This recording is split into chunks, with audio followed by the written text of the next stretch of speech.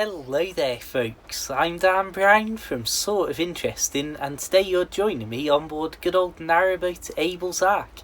Now I'm talking in my calmer, more sensible, soothing voice here rather than my excitable voice, because as you may be able to tell if I flip the camera around and let you listen to the general boat environment for a moment or two.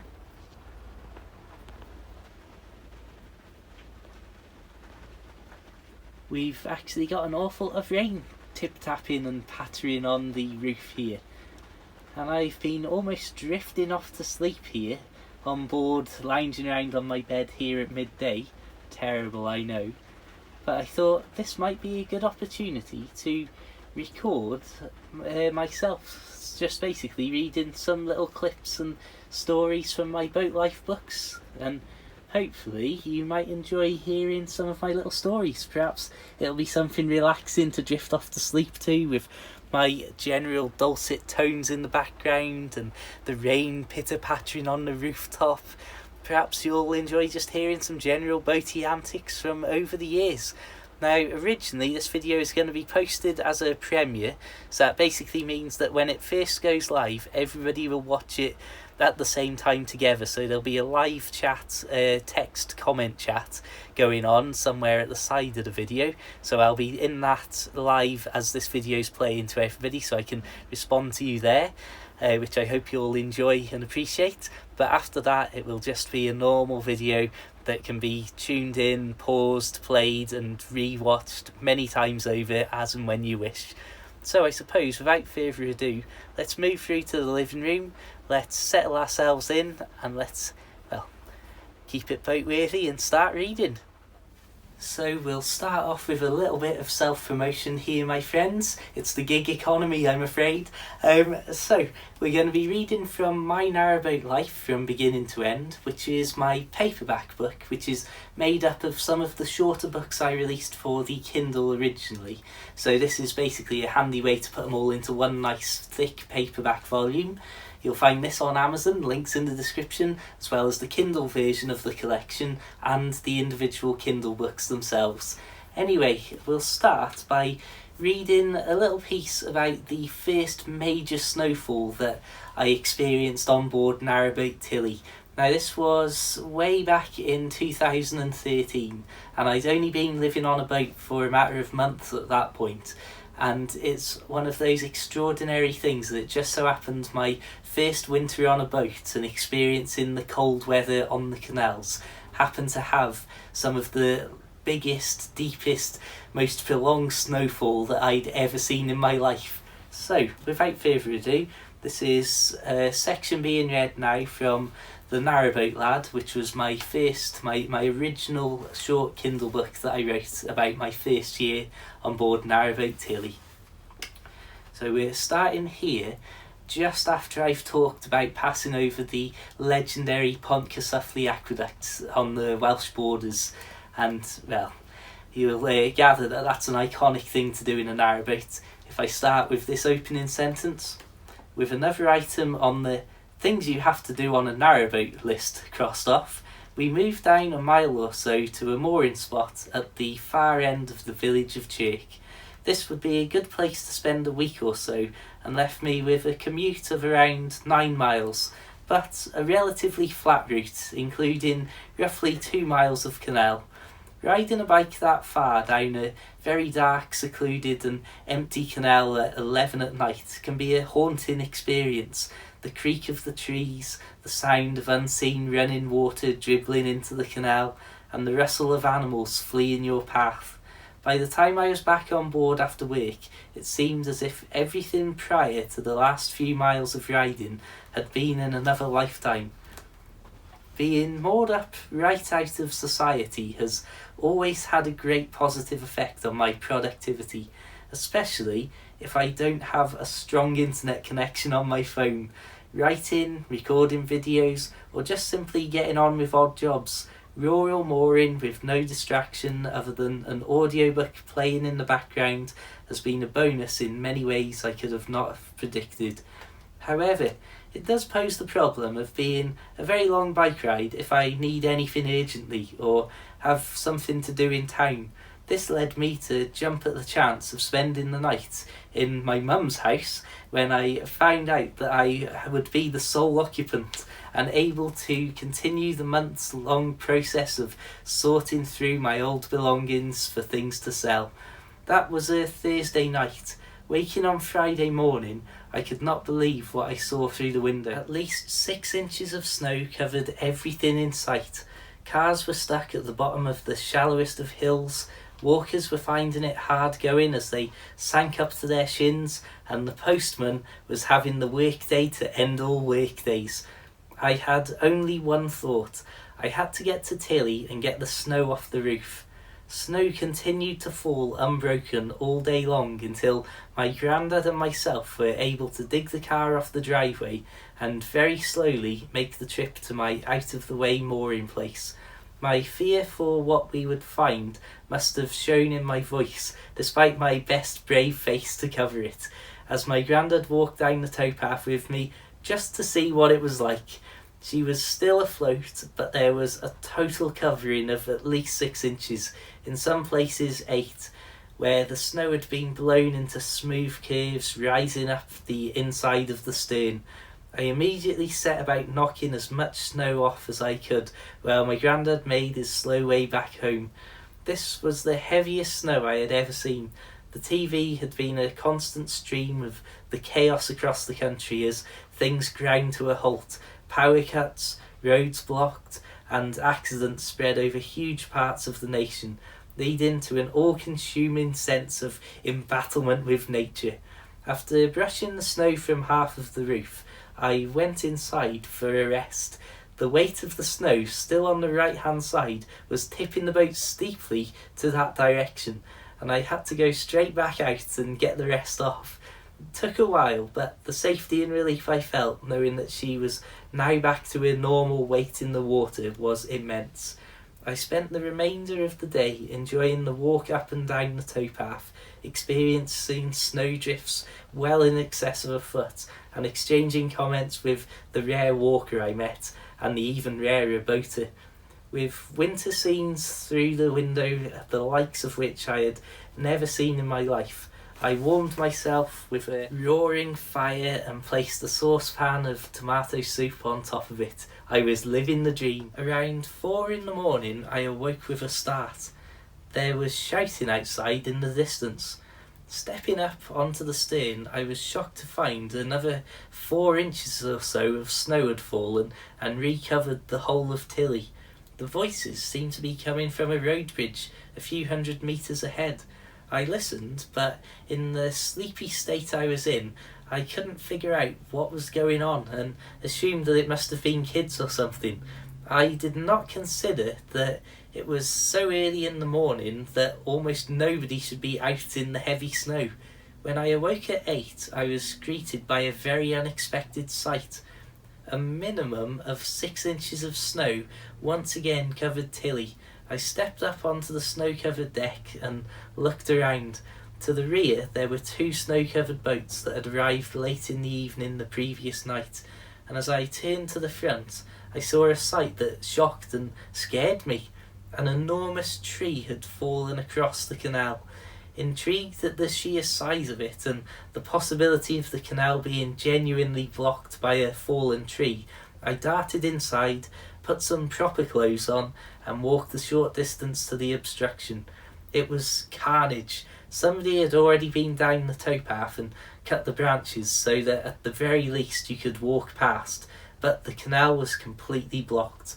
There were 3 separate trees that all merged into one tangled mess across the entire width of the canal and beyond. There was no way I would be travelling anytime soon, so my plans for the day were instantly cancelled as I received word that the second night of heavy snow had been widespread throughout the area, and as I could see for myself, it was still falling.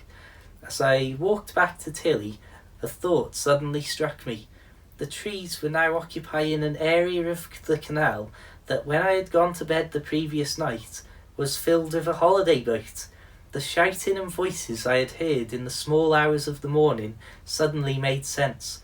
I felt guilty at dismissing it as mischief at the time as having such a huge tree falling on your boat in the middle of the night must have been a terrifying ordeal. I thought I would walk down the canal a little later in the day to see if the boat was anywhere to be found and if they were okay or needed anything. Luckily, I found the boat had made it to the safety of a nearby marina. A relief for everybody, I imagine. So that was my first experience of incredible snow on the canals. However, later on in that day and evening, I had to get back into work for the following day. So I knew that it was going to be a case of either not going to work if I stayed on the boat, or heading into the empty house that was luckily right on the doorstep where my mum was away on holiday for the weekend. What timing that was. So basically I had to walk, goodness knows, probably 4 or 5 miles down to Western Rin, and as I was walking down the towpath for the first few miles of that, honestly I'll never forget as I walked along the snow coming up to my thighs in some places, and there was just trees down blocking the canal all over the place. And later on many boaters would make off with loads of great bits of cut chunks of wood and stuff that had been left at the side of the canal as it had been cleared. Excellent firewood that would make indeed. But I just remember just the extraordinary amount of trees down, and the fact that it was just still snowing, and there was just, as I say, like thigh-high snow, the sort of stuff that I hadn't seen for years and years. Certainly not what I necessarily would have wanted for my first winter on a boat, as a baptism of fire, or the exact opposite, I suppose it was. And so then I went up to Western Rin, where my friends at the time lived, which was only about a mile or so up from the canal where I left it. And then luckily a farmer in his tractor had come round with a snowplough on the front and cleared a load of roads so that they could then get their car out. Because they'd been snowed in for a few days and not really planned for it, they wanted to get some food and get some supplies in. So I managed to, because the farmer had ploughed the road, we then had to dig out all of the piled up snow at the side of the road that was blocking the car onto the driveway, and then we all went into town in a very, very ginger car trip that was, my goodness me. So yeah, good memories there. Anyway, I'm going to have a quick drink and then we'll get back into reading. Okay, so the next little incident we're going to talk about, I'm merely at this point going to describe it as things that go bump in the night. And this is from the book Dan's Narrowboat Life, again another short individual Kindle book that makes up this. But in all seriousness, I was at this particular moment moored up at a place called Blakemere, and anybody who's a regular viewer of this channel will know Blakemere is out by Ellesmere and is one of the most picturesque, perfect places on the canal as far as I'm concerned, where you can literally moor your boat up.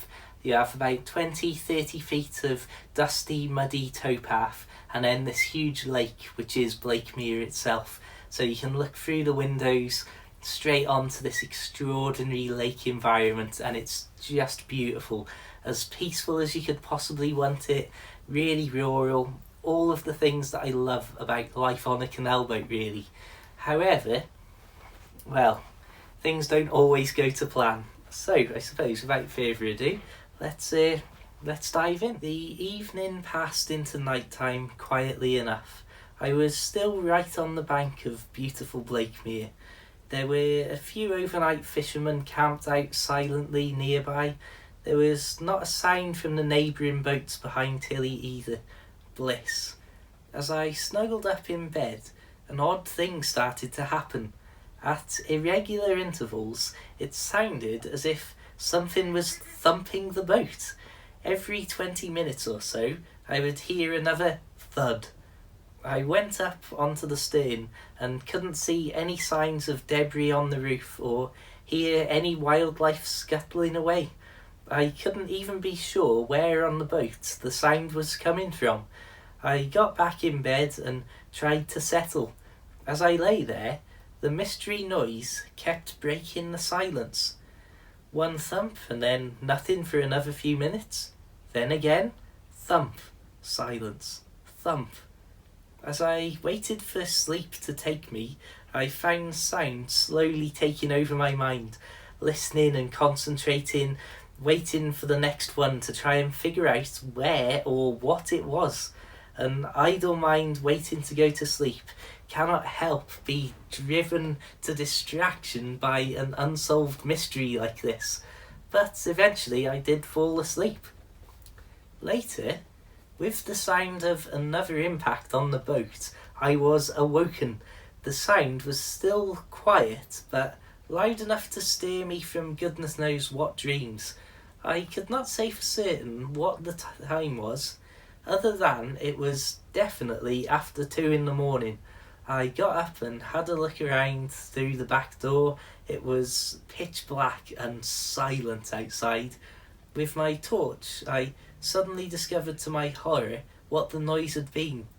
What I can only describe as some giant bird droppings had been collecting on the stern and rear part of the roof. Not only that, but they had also been falling from a great height. The result was that my freshly mopped boat was looking rather unpleasant. Worse than that, when I went back inside to go to sleep, my mind was now completely awake and distracted about the fact that every time I heard the sound, the mess was getting a little bit worse. I lay in this state of half-dazed, irrational fear of bird poo for probably the best part of an hour, at which point I couldn't take it anymore. I looked at the time, it was just after 3 in the morning. I decided to just deal with it. So it was that at something past 3 in the morning, I crept out of the boat silently in order to not disturb the nearby fishermen and boats. Stood on the towpath next to Tilly, I looked at the metal chains I had used to moor up to the corrugated metal piling canal side. A very noisy metal on metal setup. I had to untie the ropes and then, as slowly and gently as I could, lift the chains out without them touching the side of the narrow gap they went through on the bank. Once they were out, I held onto Tilly and walked her at a snail's pace for a mere 15 foot, just enough to take her out of the target zone of the bird who must have been having a chuckle at the scenario unfolding below. The entire trip of half a boat length took me 25 minutes to complete, a trip that was not even a trip. I managed to get back into bed for 4 o'clock. I am glad to report that I did not hear a sound for the rest of the night. The moral of the story: sometimes when nature calls, it literally does come knocking, but in a vastly more unpleasant way than a graceful swan tapping at the side of your boat. I delayed my alarm in the morning to try and catch up with some sleep. Unfortunately, the boat that went past at 5 to 7 in the morning had other plans for me.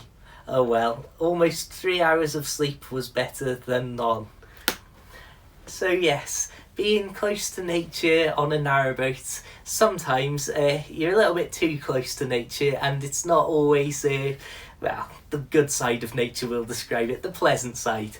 And it's one of those strange things. I often have had sleeping, not problems, but difficulty getting to sleep with things like that, like if I hear little noises in the background and stuff. And that's one of the things that's so good being on a boat. Very often there's almost nothing other than general nature sounds around. But once in a while you do get that sort of thing, or you'll have the wind making little surface waves on the canal that are knocking the fenders against the side, so you're lying in bed and all you can hear is just do do do as the fenders are rocking, so you start leaning out of the window trying to grab them and move them around and stuff. So yeah, it's all fun and games really.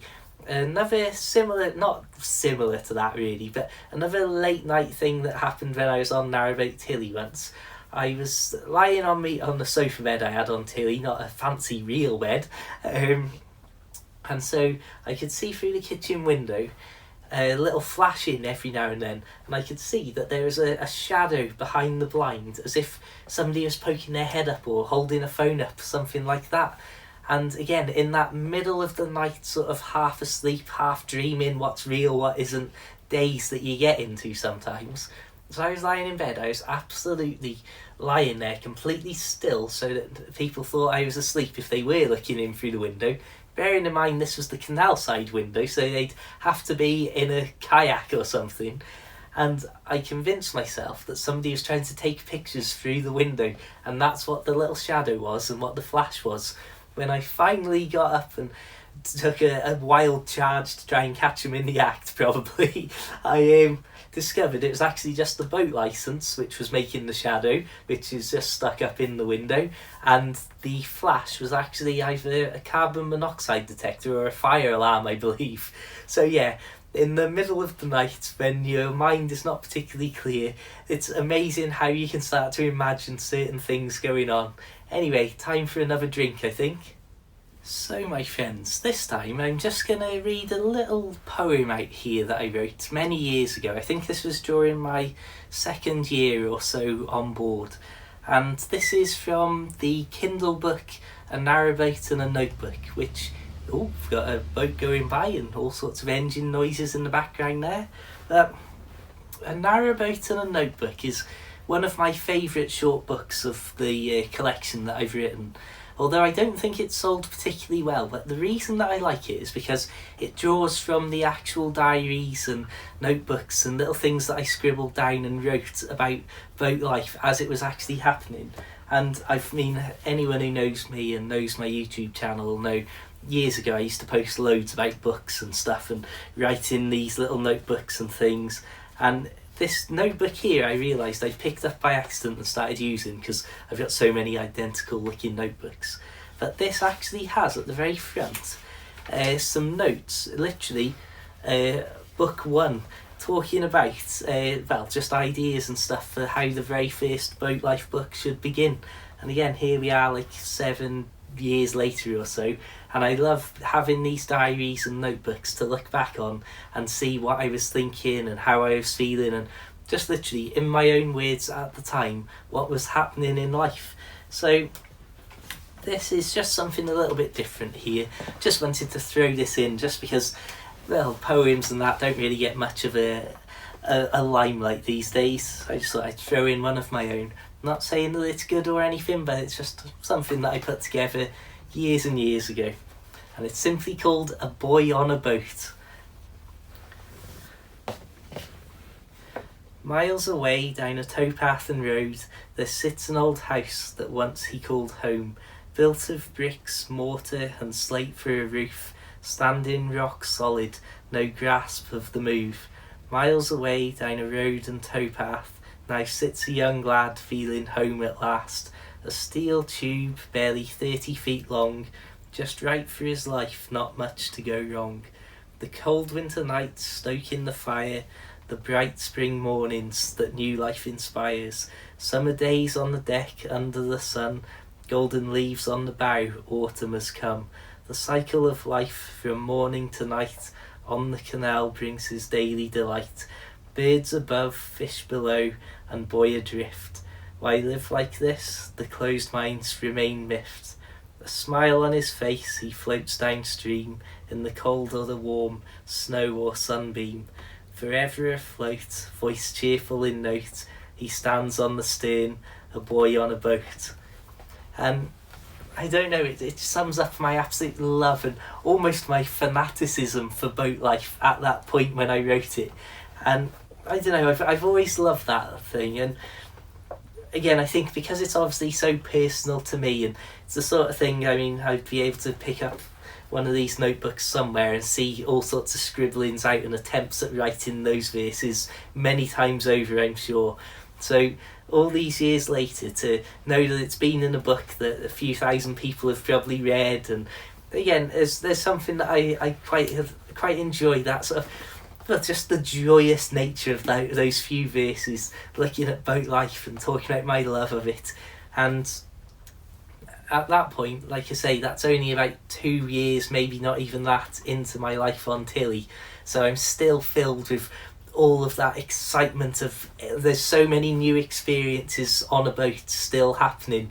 Whereas obviously once you're like at this point over 5 years into boat life, you've seen most of the things of incredible weather, incredible nature, kingfishers, herons, cormorants, sparrowhawks and all that sort of stuff through your kitchen windows and living room windows, and obviously the extraordinary snowfall and stuff we've talked about already. But there you just see that, like I say, just that love of boat life there. And again, it's sort of a good reminder of, again, I don't know, let's move on. Okay, so our final little bit of reading here is going to be a diary entry that I've dwelt upon many times over the years. I've come back to this, but I think it'll be a nice way to end what could be the first episode in a series of these sort of book reading videos. So, this is the diary entry that I wrote on my first ever day on board Narrowboat Tilly after I'd handed over the money, taken the keys and started the process of moving in.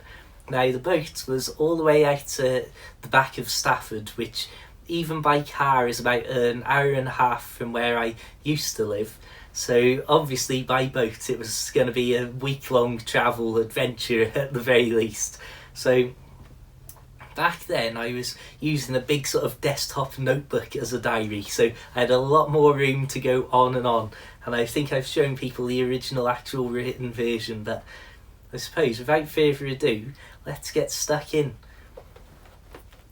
The 24th of the 7th, 2012, simply titled Got Here. I had a phone call from the marina at about 9:30 this morning. I could have Tilly at noon. Thanks to an impromptu lift in the car from my nan and grandad, I was able to make it there in time. As luck had it, we arrived moments before the current owner. He immediately took us in his car down to Tilly to show us around and explain a few of the features on board: boiler, water pump, etc. I call him the current owner, but I suppose that is now me. He was a kindly type and managed to settle all of my main concerns about Tilly's innards in his Scottish accent. After a short but information-packed time on board, we drove back to the marina office. His wife had been busy signing all the relevant paperwork while we were out. This meant a quick handshake and they were off on their newly boat-free life. I sat down and signed 2 or maybe 3 lines, and that was it. At 12:44, I walked out of the office with the keys in my hand and the title of boat owner. Most of the afternoon was spent cleaning and tidying, with the occasional moment of being absolutely overwhelmed by the day's events. After eating our first meal of crisps and sandwiches on board, my nan and grandad had gone home, leaving me to settle in. I feel that without all the work to be done on board, I could have just sat down and cried for hours on end without ever knowing exactly why. Everything except the shower room and toilet is now rigorously cleaned. Not necessarily tidy or presentable, but at the very least clean. It has been an incredible day for the weather too. Blazing sun all day long. All windows and doors were open as far as they could be for the first 4 hours on board. I need to get a hook on the stern door rather than using a bucket full of coal as a doorstop. As I write this, the evening cool is coming, so only the back door and one stable door is open, plus a few windows. A very warm day indeed. Looking around, I can see a huge amount of small jobs that need doing: painting, cleaning, tinkering with fittings and minor woodwork. I can't wait to get a clear run at fixing her up properly when we get home. I suppose I am home really. What a thought. In mid-afternoon I had a stroll down the towpath in both directions. Loads of incredible boats around. I couldn't resist a walk around the village either. A lovely little place that I almost don't want to leave. The farm shop that is visible across the canal from the windows of Tilly was also on my agenda, and some ginger biscuits were a must-buy. The time spent walking around was almost too perfect a scenario to be real. Well, I have been writing this around 6 in the evening. A few boats have passed and the odd sensation of having everything around you start rocking slightly was off-putting, but something I feel I will soon get used to. There is a railway that runs along a bank past the farm shop, and every so often a huge Virgin train will rocket along and reflect the sun straight into Tilly. Earlier on, while I was in the kitchen, I could see dozens of fish swimming around outside. Then, perfectly timed, a dragonfly buzzed past and landed at the tip of the bow. It was the ultimate scene of being close to nature, and just one of the moments today that let me know I had wanted this life more than I ever dared to acknowledge, and that I am finally living the dream. Again, I think you can really see the excitement at getting stuck into boat life with that opening diary entry. And again, even just the length of that entry is summing up my love of the idea and concept of getting everything written down and all documented so I can look back on it in years to come, as we are here like 7 years or so later. Hey, that's a scary thought. It's just over 7 years at this point. Again, where does the time go, my friends? I think at this point I'm going to wrap this video up. I hope you've enjoyed me trying to keep my calm, cool, collected voice without doing too much arm waving and shouting and hollering. So I'll just say, please do subscribe, hit the notification bell. Please do check the links in the description to find the paperback and the Kindle version of this book and the books contained within this volume. And yeah. You'll find me on Facebook and Twitter and Instagram and stuff like that as well, posting loads of boaty pictures and stuff like that. So check all the links in the description. And well, until the next time, my friends, have an absolutely fantastic day. Keep it interesting, keep it boat-worthy, keep it book-worthy, and of course, my friends, farewell.